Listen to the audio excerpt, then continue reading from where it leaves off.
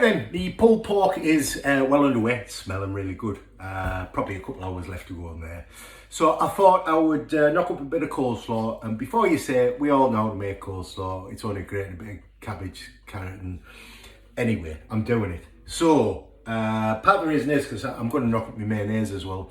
So for those who haven't seen it, kind of that's probably a bit more interesting.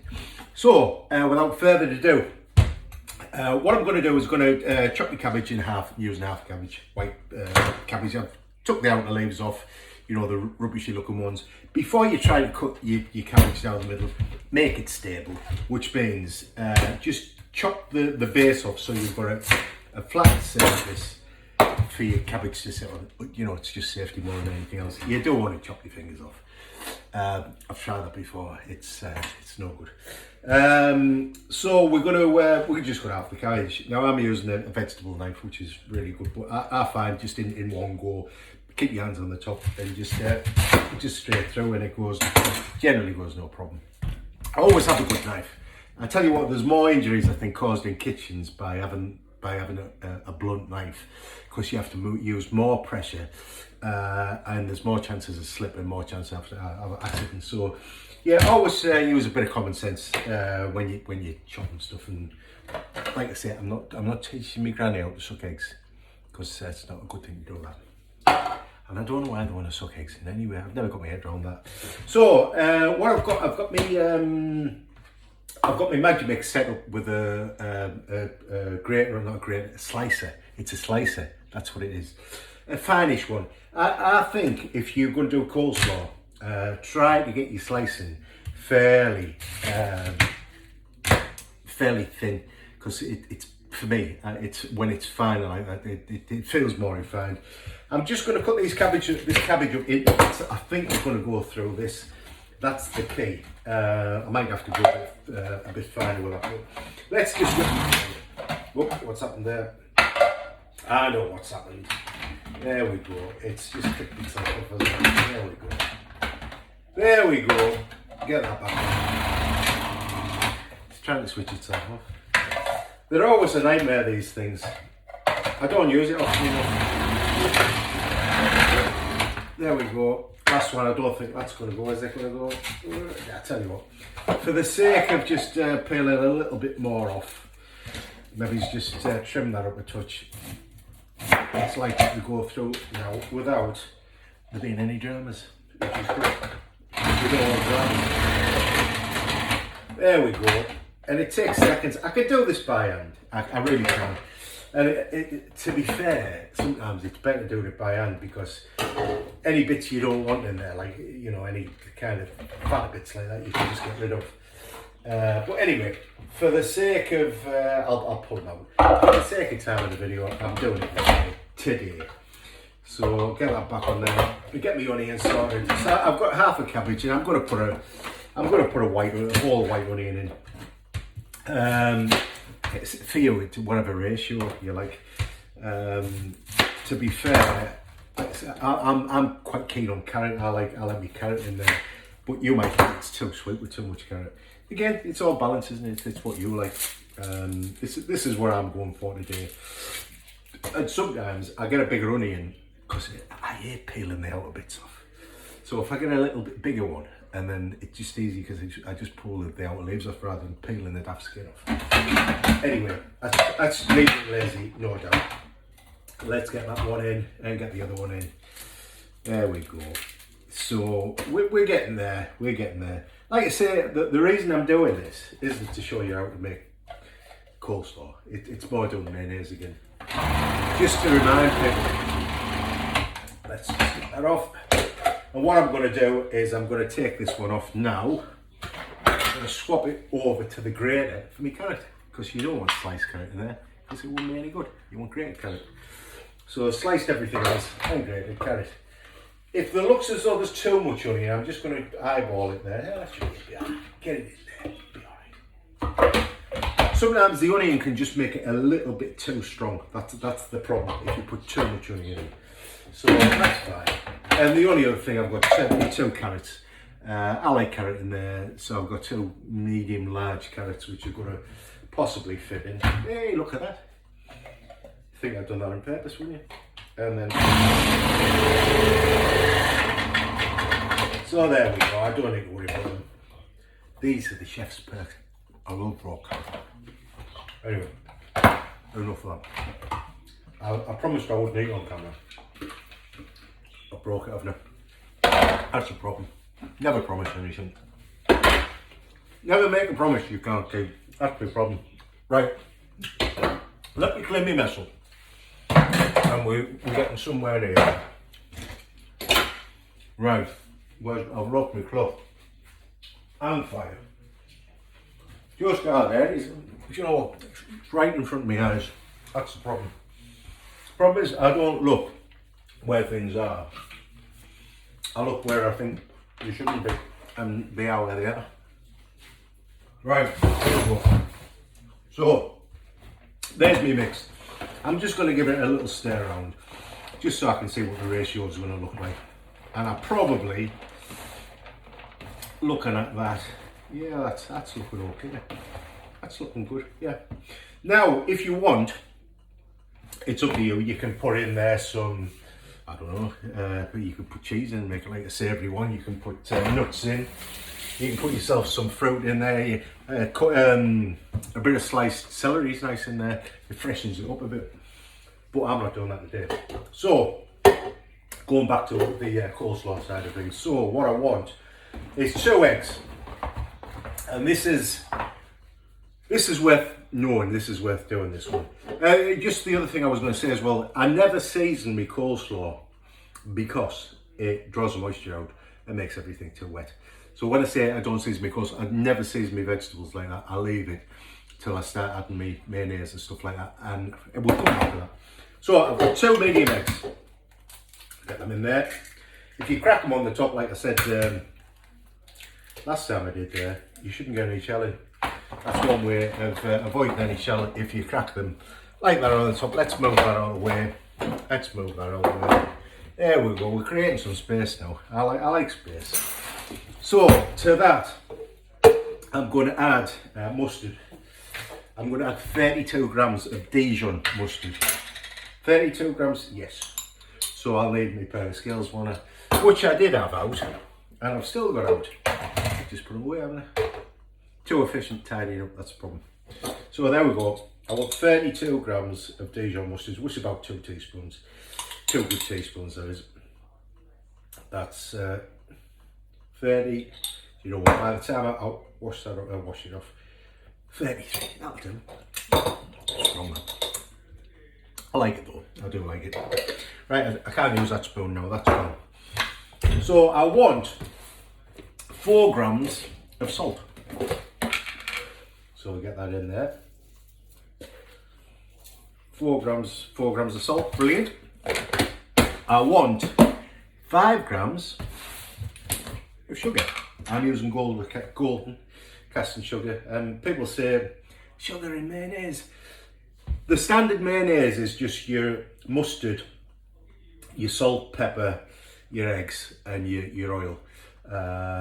You don't add the rest, and possibly some lemon and stuff like that. But this is kind of well, all of it's kind of a recipe I've developed to give me more of a shop bought taste of a nice one, and it's not just a bog standard plain ale. Because my family think, you know, there's something wrong with it if I've just made it doesn't taste like the shops. Anyway, that aside, let's get 5 grams of this, which is about a teaspoon. There we go, which is exactly a teaspoon. Brilliant. Next thing, I want 10 grams of white wine vinegar. I always have this stuff around. Use it all the time. White wine vinegar, 10 grams of. I'm just going to put my thumb over the top because it can come out a bit too fast. This, if you're not careful. 4, 7. There we go. 10 grams exactly. Blob. I want some pepper in there. I'm going to go about 10-15 grains. Whatever you fancy. I'll do 13 grains. Yeah, it was 13. I hope you're counting that one. Yeah. Right, I want a bit of lemon. Right, this time I want 7 grams of lemon, which is not quite half a lemon, it's a bit less. So I'm just going to get myself a little strainer, zero that. Now I'm going to save this because at the end, when I've made me coleslaw, we'll come back to seasoning that up, so you can balance the flavour of that. But what I'm doing at the moment is I'm just making my mayonnaise, which I won't use all of. So I'm making that just as a box standard mayonnaise, which I keep in the fridge for can keep up to a month. Just get it in a nice clean jar in the fridge. So I want 400 grams of that. Yes, 400 grams of vegetable oil. 400 grams, it's a lot. A lot of people don't know what's in this, you know. And they're surprised. You think, you're putting oil in, mate? Yeah, well, what do you think it's made of? Eggs and oil are the predominant two ingredients. And to get them to emulsify together, which means to mix, to amalgamate together, you need the mustard and the acid from the vinegar and other such things.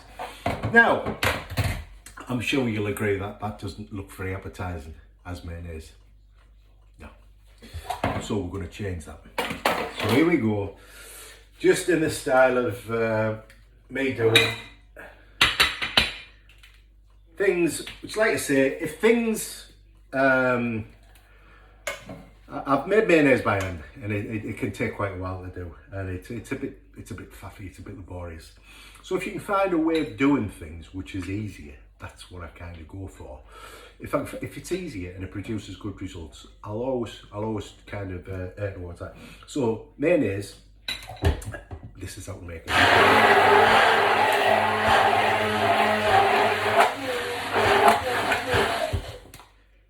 Mayonnaise. However, like that, it's a little bit on the thick side. So what we're going to do, because there's one more ingredient that I haven't put in, so that's that really kind of thick mayonnaise, which you can leave like that, and it's fine, but it's quite thick. I like to let it down a little bit, so I'll get my scales back out. So the only thing I'm going to do now is I'm going to get myself a little, there we go, a little cup, a little jug, whatever, and I'm going to put 40 grams of water in there, and it just lets it down. It makes it just a little bit more spoonable, and I think it's better personally. See, some people like it really thick, so I'm kind of showing you to give it the option. If you want it thick, have it thick. If you want it kind of the way I'd have it, add 40 grams. And we'll just give that a fire.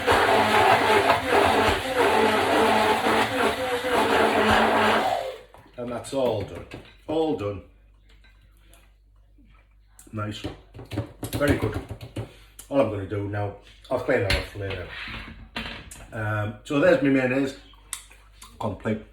Go in a jar in the fridge. And that'll stay there for as long as you want it. So, if I can find my cloth. I lost my cloth again, honestly. I'm sure my wife thinks she should have child allowance for me.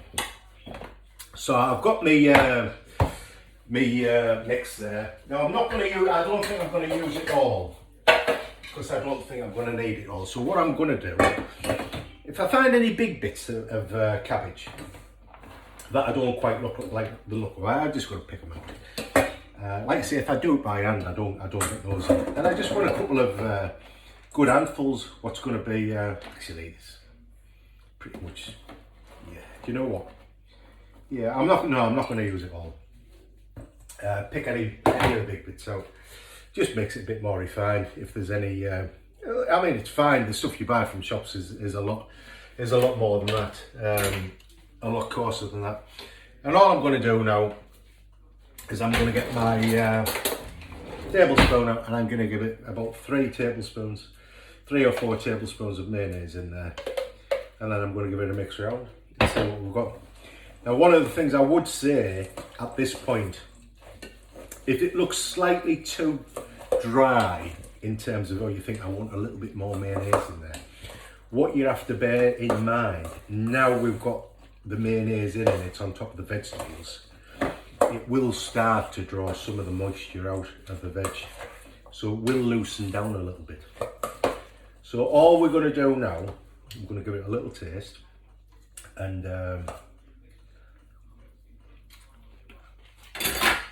It's alright. What'll happen is now it's sitting there, the flavours, excuse me, the flavours will come together, will amalgamate. The flavour of the onion will soften a little bit. Now, one of the things I would say, if you want to balance it afterwards, and it's all according to taste, I'd say one of three things. Just check it at the end for salt. You may want to add a touch of salt in there. I don't want to put it in now because it will draw more of the moisture out of the vegetables. So I check that just before I serve it. So I'm going to check it for salt. The other thing I'm going to check it for after it's sat there a while, do I want a little bit more lemon in there? Do I want it a bit more acidic? So a bit more lemon would do that. Some of the recipes call for sugar, but we're not going to do that because we've got sugar in our mayonnaise. So we don't need to do that. So the only two things really that we're looking to balance it with is salt if we need it and lemon. And apart from that, that's our mayonnaise, our coleslaw done for later on for our buns. If you want to, and they'll go mad if I do it, so I'm not going to, is to chop some herbs up and put them through there. You can put a bit of dill through there, a bit of parsley through it, whatever you want really. But I'm going to have to leave it like this because my lot, you know what I like. They'll complain. Man, if I put some lemon zest in there, they'll think I'm trying to poison them. Right, so that's it. That's my mayonnaise done. I'm going to go on and do the barbecue sauce now. So I'll tidy my mess up, pot all this up and whatever. So sun's shining. You know, I can't hardly see it yet. So I'll have to come on with my sunglasses, won't I? So that's it for now. We'll see you soon. Watch what you're doing. Bye for now.